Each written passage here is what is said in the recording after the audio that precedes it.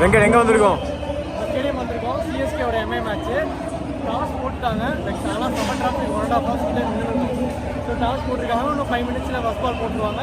So உள்ளே போய் நாங்கள் ஃபர்ஸ்ட் ஷாட் உங்களுக்கு எடுத்தாங்க. நாங்கள் இப்போ லோயரில் டிக்கெட் போட்டிருக்கோம். லோயரில் வந்து கிட்டத்தட்ட எங்களுக்கு வந்து 3000 rupees கிடச்சிது. ரெண்டுமே பக்கத்தில் டிக்கெட்டு தான்.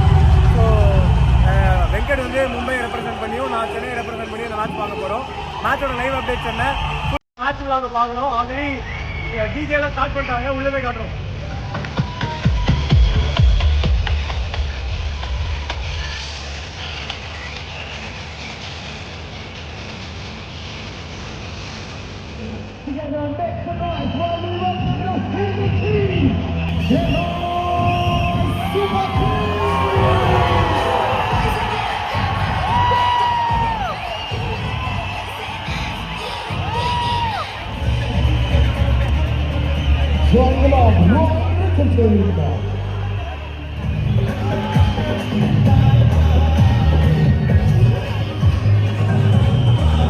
ஜாலியா இருக்கல.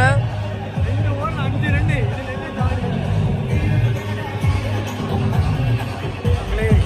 எம்ஐ போட்டு வெளுக்கிறாங்க.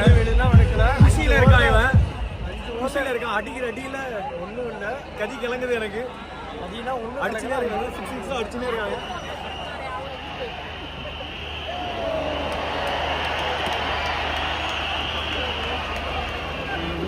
ஒரு கேடு குஷியா இருப்பல. குஷியா இருக்கு. அண்டர் பாரா டேய். 9 ஓவருக்கு 77 ரன் அடிச்சிருக்காங்க மும்பை. குஷியா இருக்கான்.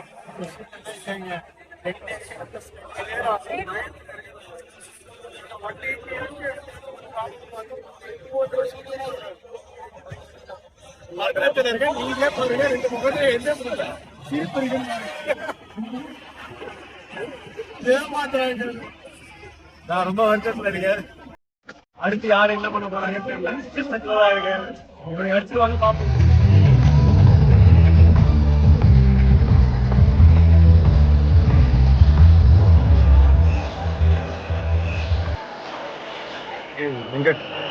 அங்கமா போகுதுங்க. 4 விக்கெட் காடி ஒரு பேட்ஸ்மேன் ஷாட்டு வேறு எம்ஐ. ஸோ பாண்டியாவுமே கண்ணை முடிச்சு சுற்றுறாரு. ஓவர் டைம் போடுற ஒரு பாலும் அவருக்கு தெரிய கூட இல்லை இது வர. எனக்கு தெரிஞ்சு இனிமேல் சிஎஸ்கே கேம் தான். அது 180 கிராஸ் ஆகலைன்னா சிஎஸ்கே கேம் தான்.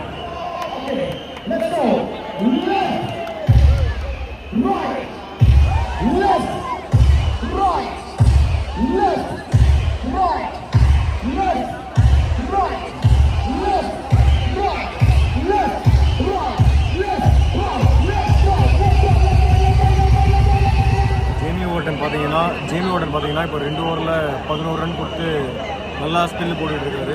சூப்பராக போயிட்டுருக்கு. ஆக்சுவலாக நல்லா ஒரு 148 வந்து பேட்ஸ்மேன் மேலே இடிக்கிறாருங்க. சான்ஸே இல்லை. Breathing fire at this moment. இன்றைக்கி ஃபாஸ்டஸ்ட் டெலிவரி 145 விக்கெட் விழுதா பார்ப்போம்.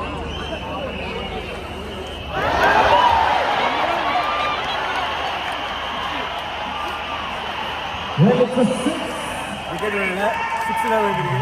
விக்கெட் விழுந்துருச்சு. 6 போல அடுத்த பால் விக்கெட். Super catch. இப்போ அவங்க 134க்கு 5 விக்கெட் போயிருக்கு. நல்ல பொசிஷன்ல இருக்காங்க. போடு கோ மார்க்ஸ்.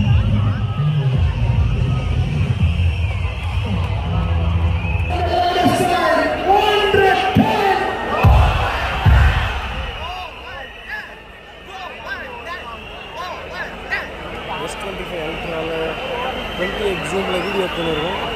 நம்ம அட்மிட் பண்ணி பேட்டிங் ஆடிட்டு இருக்காரு. ஒரு 6 பார்ப்போமா? இந்த பால் ஒரு பார்ப்போம். மேலே அடி.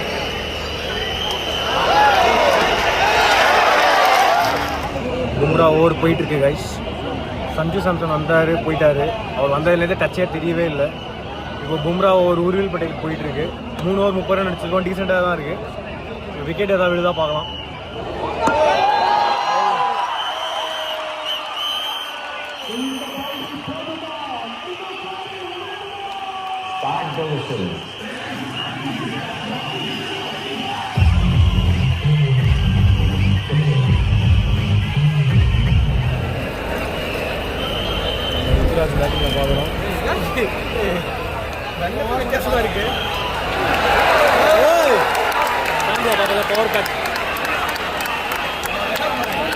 இப்போ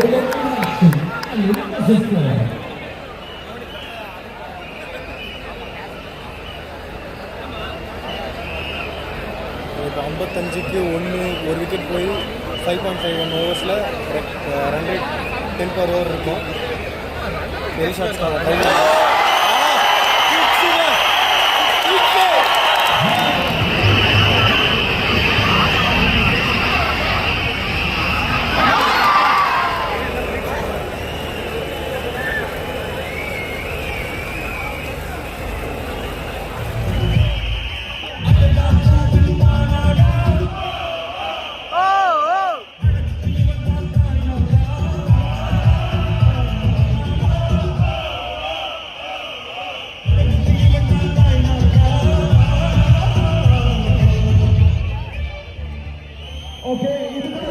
இவர் முண்டையாடா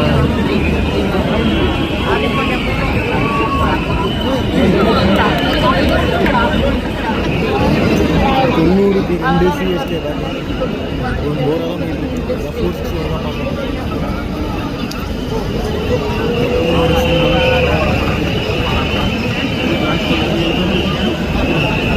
கேம் சாலிடாக இருக்குது. பார்க்க போர் அடிக்குது. 2 பேரும் நல்லா படுதுங்க.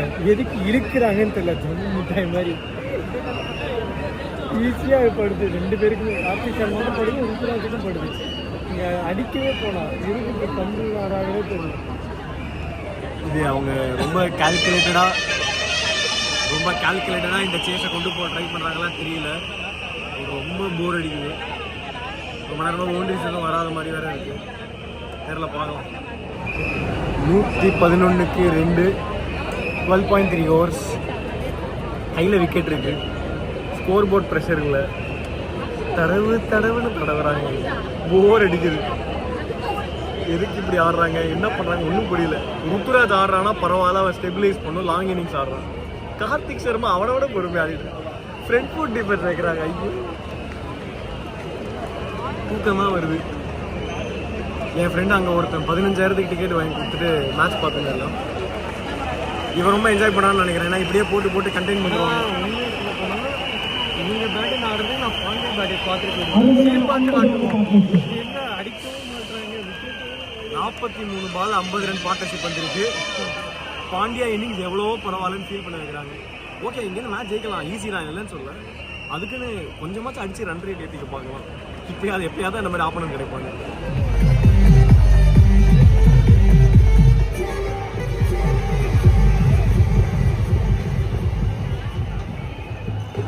டான்ஸை பார்த்து இன்னைக்கு எப்படி இருக்கு? பெஸ்ட் பர்ஃபார்மன்ஸ் ஆஃப் தி டே இதாங்க.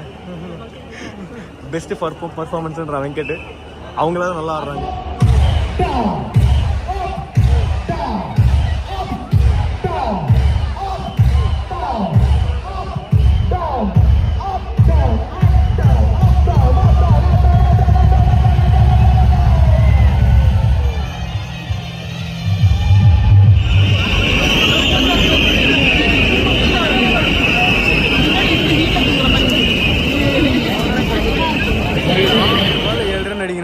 வச்சு செய்கிறாங்களா வெங்கட் ஒன்று? ரொம்ப மந்தமாக ஆடுறாங்க. அப்பா 8 விக்கெட் இருக்கு. அவர் அடிக்கவும் மாட்டார் கார்த்திக் சர்மா. என்ன பிரச்சனைனே புரியுங்க, அடிக்கவே மாட்டேங்கிறாரு.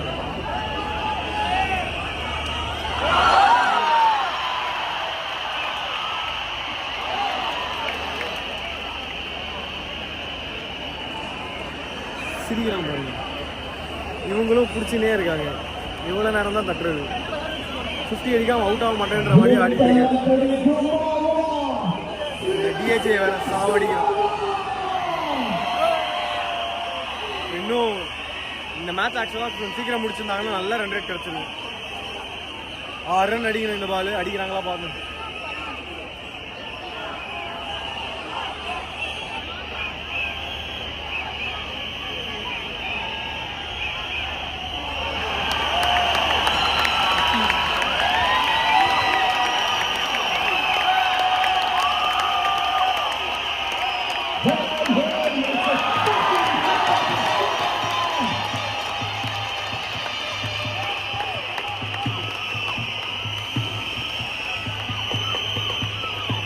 ஒரு வழியா ஜெயிச்சாங்க.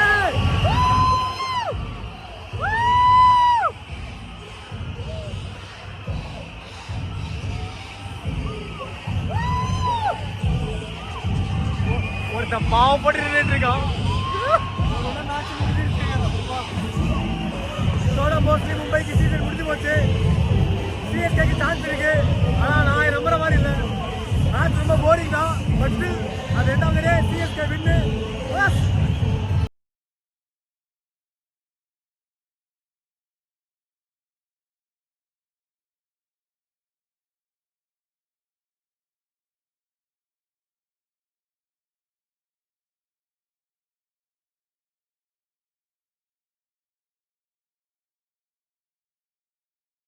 Review, short match review. First toss பண்ணி பாண்டியா பேட்டிங் எடுத்தாரு. எதுக்கு பேட்டிங் எடுத்தாருன்னு தெரியல. அவனை பவுலிங்கே பண்ணிருக்கலாம். இன்னைக்கு எங்க ஆப்போனன்ட் கிட்ட பேட் பண்ணக்கூடாதோ அது இங்க பண்றாரு, நீங்க எங்க பவுல் பண்ணணுமோ அதை பண்ண மாட்டாரு. அதனாலதான் பேட் பண்ணி என்னை பவர் பிளேயர் டிசைட் ஆயிடுச்சாங்க. பட் இந்த 9 or 10 overs மார்க்குக்கு அப்புறம் எல்லாமே சீல் பண்ணிட்டாங்க. பாண்டியா மூணு பால் போட்டு பாண்டியாவோட struggle So once on the கஷ்டப்பட்டு ஆடி பாயிண்ட் எடுத்தாரு. ஒரு 6 கூட இல்ல. ஆனா போல்ட் வந்து ஃபர்ஸ்ட் பாலே 6 அடிச்சாரு. போல்ட் முன்னாடி வந்திருக்காங்க. இதுதான் கஷ்டப்பட்டு எப்படியோ நீட்டாரு. மேட்ச் எல்லாம் முடிச்சுட்டு வந்தாச்சு. நான் அப்படியே கொஞ்சம் ரெஃப்ரெஷ் பண்ணிவிட்டு சட்டையை மட்டும் மாற்றிட்டு இந்த வீடியோ பேசிகிட்டு இருக்கேன். ஸோ வந்து மேட்ச் சூப்பராகவே போச்சு. இது ஒரு ப்ராப்பர் எல் கிளாசிக்கோ அப்படிங்கிறத சொல்கிறத தாண்டி இது ஒரு நல்ல டீசெண்டான மேட்ச். ஒரு 160 கேம் அப்படின்னா கூட ஒரு 2 பக்கமும் கொஞ்சம் டீசெண்டாக விளையாடினாங்க. கொஞ்சம் மும்பை இன்னும் கொஞ்சம் ஃபயராக இருந்திருக்கலாம். இது ஒரு ரெகுலர் எல் கிளாசிக்கோ மேட்ச் பார்த்த மாதிரி 2 சைடுமே ஃபயரிங்காக இருந்த மாதிரி இல்லை. இந்த டோர்னமெண்ட் மொத்தமாகவே 2 டீமுக்குமே ரொம்ப அப்ஸ் அண்ட் டவுன்ஸாக தான் இருந்திருக்கு. ஸோ மேட்சோட ரிவ்யூ என்னங்கிறத நாங்கள் தனியாக செப்பரேட்டாக ஒரு வீடியோவில் பேசியிருப்போம். அதை நான் டிஸ்கிரிப்ஷன் உங்களுக்கு ஆட் பண்ணுறேன், அதை போய் பாருங்கள். மேட்சோட எக்ஸ்பீரியன்ஸை பொறுத்த வரைக்கும் அதுதான் ரொம்ப இம்பார்ட்டண்ட். இந்த வீலாக் வந்து ஃபுல்லாகவே நாங்கள் அந்த மேட்ச்சில் இருக்கிற எல்லாமே கவர் பண்ணோம். டிஜே ரொம்ப என்கேஜிங்காக வச்சுருந்தாரு. அண்ட் சென்னை க்ரௌடை பொறுத்த வரைக்கும் very knowledgeable and they travel in large numbers. அப்படி பார்த்தீங்கன்னா இன்றைக்கி வந்து கிரவுண்ட் அட்டண்டன்ஸ் வந்து ஆல்மோஸ்ட் 35,000 பீப்புள் அட்டன் பண்ணியிருக்காங்க இந்த மேட்சை. ப்ளஸ் உங்களுக்கு பார்த்தீங்கன்னா இதே மாதிரி சென்னை வர்சஸ் குஜராத் மேட்சுமே அட்டன் போயிருந்தேன். அதில் வந்து ஐஜேகே ஸ்டாண்ட்ஸில் கொஞ்சம் சீட்ஸ் கொஞ்சம் காலியாலாம் இருந்தது. அண்டு ஒரு மாதிரி தோக்குற மாதிரி தெரிஞ்சிருச்சு அப்படின்ன உடனே நாங்கள் வந்து நிறைய ஃபேன்ஸ் வந்து கிளம்ப ஆரம்பிச்சிட்டாங்க. நான் இது வரைக்கும் எந்த மேட்ச்லையுமே பாதியில் கிளம்பினதே கிடையாது. எவ்வளோ கேவலமாக தோத்தாலும் இருந்திருக்கேன். ஸோ அந்த மேட்சும் வந்து நான் ஃபுல்லாக பார்த்தேன், நிறைய பேர் கிளம்பிட்டு இருந்தாங்க. அண்ட் இந்த மேட்சை பொறுத்த வரைக்கும் மும்பை ஃபேன்ஸ் நிறைய பேர் ஆக்சுவலாக கொஞ்சம் வந்திருந்தாங்க. என்னன்னா ஒரு 3,500 பீப்புள், கிட்டத்தட்ட ஒரு 10% ஆஃப் த க்ரௌட் வந்து கண்டிப்பாக மும்பை ஃபேன்ஸாக இருந்திருக்க வாய்ப்பு இருக்கும். ஸோ அவங்களும் ஆனால் மேட்ச் தோக்க போகிறாங்க அப்படிங்கிற மாதிரி தெரிஞ்சவொடனே தே ஆல்சோ ஸ்டார்டட் லீவிங். என்னன்னா ஆக்சுவலாக தப்பும் சொல்ல மாட்டேன், ஏன்னா சுற்றி அந்த ஏரியா ஃபுல்லாகவே ரொம்ப க்ரௌடடாக இருக்கும். ஸோ உடனேவே எக்ஸிட் ஆக முடியாது. விச் மீன்ஸ் நீங்கள் அந்த ஏரியா விட்டு சேப்பாக் ஸ்டேடியம்லாம் விட்டு வெளியே வந்து மவுண்ட் ரோடில் கொஞ்சம் மூவபிள் ஸ்பேஸுக்கு நீங்கள் வரத்துக்கே கிட்டத்தட்ட ஒரு 35 to 40 minutes ஈஸியாக ஆகிடும் மேட்ச் க்ரௌட்லாம் தாண்டி வரத்துக்கு. ஸோ அகெயின் அந்த மாதிரி பீப்புள் மூவ் ஆரம்பிச்சிட்டாங்க. பட் அதை தாண்டி எக்ஸ்பீரியன்ஸ் பார்த்தோம்னா சூப்பராக இருந்தது. நம்ம டீமில் பார்த்தோன்னா ருத்ராஜ் அண்ட் கார்த்திக் சர்மா ரொம்ப சென்சிபிளாக ஆடி சேஸை சீல் பண்ணாங்க. கொஞ்சம் சீக்கிரமாக ஆடி இருந்திருக்கலாம், ரன் ரேட் நமக்கு கொஞ்சம் யூஸாக இருந்திருக்கும். But still at the end of the day the game is done. So problem இல்லை. அண்ட் கொஞ்சம் இந்த மாதிரி ஸ்லோ பேஸ்டாக கேம்ஸ் போயிட்டு இருக்கும்போது கூட, ஏன்னா இது ட்ரிக்கி பிச், கொஞ்சம் பெரிய பெரிய பவுண்டரிஸ் எதிர்பார்க்க முடியாது அப்படின்னா கூட எங்கேஜாக வச்சுக்கிறதுக்காக டிஜே வந்து நிறைய ஆக்டிவிட்டீஸ் ஈவெண்ட்ஸ் எல்லாமே பண்ணிட்டு இருந்தார். அண்ட் இது வழக்கமாக நடக்கிற விஷயம் தான், அதுவுமே இன்றைக்குமே ரொம்ப நல்லா இருந்தது. அண்ட் மேட்ச் ஜெயிச்சக்கப்புறம் அந்த எங்கள் வீட்டில் எல்லா நாளும் கார்த்திகை பாட்டை போட்டு வைப் பண்ணதெல்லாம் வந்து ஒரு வேற லெவல் எக்ஸ்பீரியன்ஸே சொல்லலாம். இது கிரவுண்டில் மேட்ச் பார்க்குறதுங்கிறது ஒரு once in a life time experience. அது இன்ஃபேக்ட் நீங்கள் எத்தனை தடவை அதை பார்த்தாலுமே ஒரு ஃப்ரெஷ் எக்ஸ்பீரியன்ஸாக தான் இருக்கும். அது நிறைய பேர் டிவியில் பார்க்கலாம், பீஸ்ஃபுல்லாக இருக்கும். அதெல்லாம் கிரவுண்டில் பார்க்குறோம் யாருமே அதை சொல்ல மாட்டாங்க. ஒரு அன்மேட்ச்டு எக்ஸ்பீரியன்ஸாக இருந்தது. அண்ட் மோர் ஓவர் அவங்க சைட்லேயுமே வந்து நமந்தீர் அண்ட் ரேன் ரிக்கல்டன் கொஞ்சம் டீசெண்டாக விளையாடினாங்க. நம்ம சைடில் Anshul Kamboj and Jamie Orton spell ரொம்ப சூப்பராக இருந்தது. ஸோ ஓவராலாகவே ஒரு பிளேயர்ஸ்க்குமே வந்துட்டு டிஜே வந்து ப்ராம்ப்ட் கொடுத்து சியர் பண்ணும் போதெல்லாம் நம்ம சிஎஸ்கே ஃபேன்ஸுமே வந்து நிறைய விசில் அடித்து பயங்கரமாக எந்தூசியாஸ்டிக்காக பண்ணாங்க. இது நான் இன்க்ளூடிங் ஃபார் ராமகிருஷ்ணா கோஷ். அவருக்கு இது டெபியூ மேட்ச் அவர் நல்லா பர்ஃபார்ம் பண்ணியிருந்தா கூட அவருக்கு அகெயின்ஸ்டாக அவர் கிடைத்த சியர்லாம் வந்து ரொம்ப சூப்பராக இருந்தது. அண்டு நார்மலாக பார்த்தோம்னா ஜிடி மேட்ச்சில் டெவால் பிரேவிஸோட என்ட்ரி இருந்தது. ஸோ ஆஃப்டர் தோனி, சுரேஷ் ரெய்னா, ஜடேஜாக்கெல்லாம் அப்புறமே கூட ஒரு பெரிய பிளேயர் கிரவுண்ட் என்டர் ஆகும் போது வந்துட்டு இந்த மாதிரி விசில்ஸ் வர்றதுலாம் வந்து ஆக்சுவலாக டெவால் பிரேவிஸ்க்கு தான் பயங்கரமான ஒரு சியர். இந்த மேட்ச்சில் அது நடக்கல, அது ஒரு சின்ன டிசப்பாயின்மெண்ட்.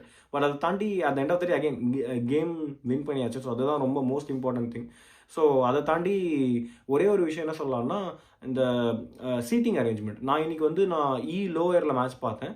லாஸ்ட் மேட்ச் வந்து நாங்கள் வந்து டி லோயரில் பார்த்தோம். ஸோ சிடிஇ வந்து பக்கத்தில் இருக்கும். அதில் 2 ஸ்டாண்ட்ஸ் இருக்குது, லோயர் அண்ட் அப்பர். அப்புறம் அது தாண்டினோன்னா எஃப்ஜிஹெச் வந்து நீங்கள் long off and long on ரீஜன்லேருந்து நீங்கள் மேட்ச் பார்க்குற மாதிரி இருக்கும்.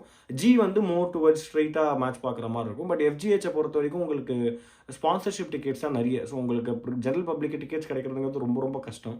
அதை தாண்டினோன்னா திருப்பி ஐஜேகே ஸ்டாண்ட்ஸும் மறுபடியும் லோயர் அண்ட் அப்பர் ஸ்டாண்ட்ஸ் இருக்குது. அது வந்து அவைலபிள் ஃபார் ஜெனரல் பப்ளிக். அதுலேயுமே நீங்கள் மேட்ச்க்கு உங்களுக்கு டிக்கெட் கிடைக்கும். நீங்கள் டிஸ்ட்ரிக்ட் ஆப்பில் இல்லை வேறு எதாவது சைட்டில் புக் பண்ணாலே. திருப்பி வந்து இந்த கேஎம்கே ஸ்டாண்ட் அதிலலாம் வந்து நீங்கள் கேஎம்கேல டிக்கெட் புக் பண்ணலாம். பட் அப்புறம் தான் புக் பண்ண முடியும். லோயர் மறுபடியும் ஸ்பான்சர்ஷிப் டிக்கெட்ஸ் தான். ஏன்னா லோயருக்கு கீழே அப்படியே வந்துட்டு பிளேயர்ஸோட டக் அவுட் இருக்கும். ஸோ அது உங்களுக்கு நல்ல எக்ஸ்பீரியன்ஸ் இருக்கும் அங்கே டிக்கெட் கிடச்சதுன்னா பார்க்கறதுக்கு. பட் நீங்கள் அப்பர்லேருந்து தான் நீங்கள் பார்க்க முடியும் மேட்சை கேஎம்கே பொறுத்த வரைக்கும். ஏன்னா லோயர் வந்து செலிபிரிட்டிஸ் நிறைய வந்துடுவாங்க. அதை தாண்டி சிடிஇ உங்களுக்கு ப்ராப்ளம் இருக்காது. ஏன்னா சிடிஇ பொறுத்த வரைக்கும் லோயர் ஸ்டாண்ட்ஸ் தான் இருக்கிறதுலே ரொம்ப சீப்பான டிக்கெட்ஸ். ஏன்னா ஒருவேளை இது டே கேமாக இருந்ததுன்னா உங்களுக்கு நீங்கள் எக்ஸாக்டாக சூரியனுக்கு ஆப்போசிட்டில் உட்காந்துருப்பீங்க. நான் அந்த மாதிரி தான் ஜிடி மேட்ச் பார்த்தேன். ஸோ உங்களுக்கு ரொம்ப ஹியூமிடாக ரொம்ப ஸ்வெட்டிங்காக இருக்கும். ஸோ அதனாலவே கொஞ்சம் ப்ரைஸ் கம்பேரிட்டிவ்லி லோயர் ஸ்டாண்ட்ஸ் மற்ற ஸ்டாண்ட்ஸை விட இங்கே கம்மி. ஸோ இந்த டிக்கெட் பார்த்தீங்கன்னா 2000 rupees எம்ஆர்பி. எனக்கு வந்து நான் கொஞ்சம் தனியாக பேசி கொஞ்சம் வெளியே வாங்கினதுனால எனக்கு 2500 கிடச்சிது.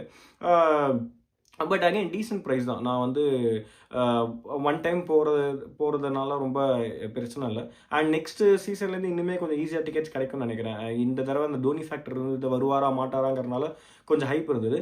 நெக்ஸ்ட் சீசன்லேருந்து கிளியராக மேட்ச் பார்க்கணுங்கிறதுக்காக வர க்ரௌடு கண்டிப்பாக வருவாங்க. ஸோ அப்படி பார்த்தோம்னா அந்த பிளாக்ல விற்கிறதுலாம் கம்பேரிட்டிவ்லி கம்மியாகிடும்னு எனக்கு தோணுது. So hoping for the best. ஓவராலாக இந்த வீக்கெண்ட் வந்து ரொம்ப நல்ல வீக்கெண்டாக எல்லாருக்குமே அமையும். அண்ட் எனக்கு ஆஸ் அ சிஎஸ்கே ஃபேன் ரொம்ப நல்லாவே அமைஞ்சுது. மற்றும் ஒரு வீலாகில் மற்றும் ஒரு மேட்சோட ரிவ்யூவில் உங்களை நான் மீட் பண்ணுறேன். அன்டில் தென் பாய்.